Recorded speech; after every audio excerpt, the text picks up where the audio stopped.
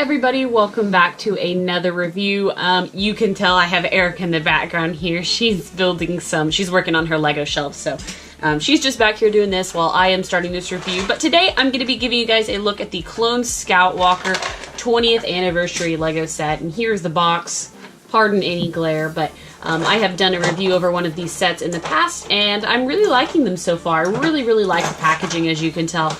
It's kind of like a shiny matte color, and then it's of course got the 20th anniversary logo. This one specifically comes with a 20th anniversary Darth Vader Lego, and you can see the Clone Skywalker on the back, or on the front, I'm sorry. On the back here, you've got a couple of play features on the sides here, and then the original set, which came out back in like 2006, and then of course all the other figures you can get in the wave of 20th anniversary sets, which I do plan on getting them all, so in due time we'll find a review on all of these guys. But anyways, we'll go on to the review of this guy. I am sorry, when I initially built this I had a time lapse, and then I ended up getting a new phone, and so the time lapse disappeared, so I'm having to re-record this whole thing, so there's no time lapse on this one, but the review is to follow, so sorry about that, guys, and here we go.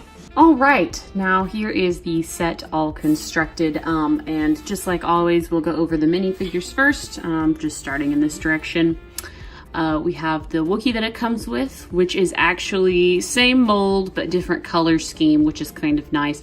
This has the Chewbacca's color scheme, so any of these Wookiees that you got, this is going to be a new one. So I do like that. I wish they had kind of changed the mold up a little bit so that we got something a little bit different, but at least they did change the coloring, so we're not just getting tons and tons of duplicates. He also comes with a little brown rifle there, but pretty good. It's nice to get a Wookiee in an affordable set.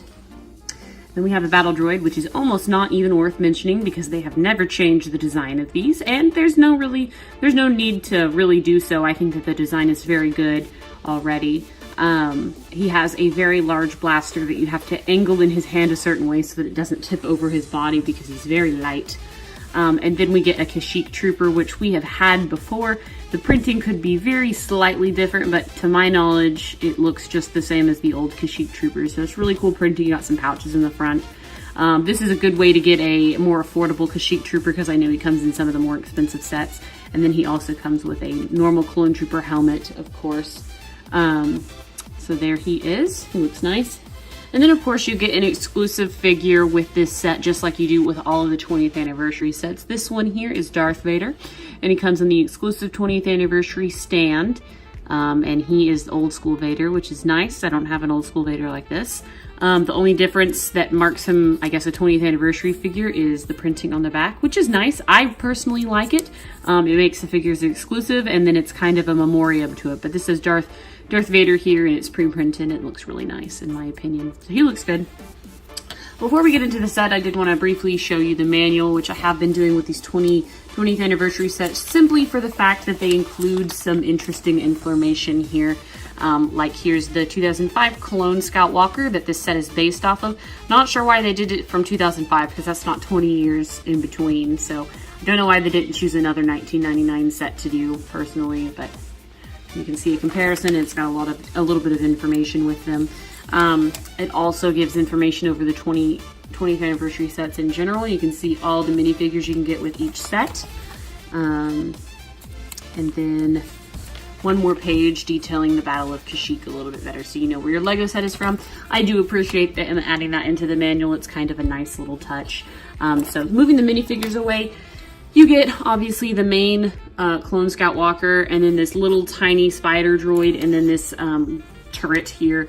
And the turret is pretty weak. It's not a whole lot, just I guess they added it in for piece count, but you just have a gun. I mean, the design of it is nice, but it's just very simple, and you can kind of maneuver it in any way you want.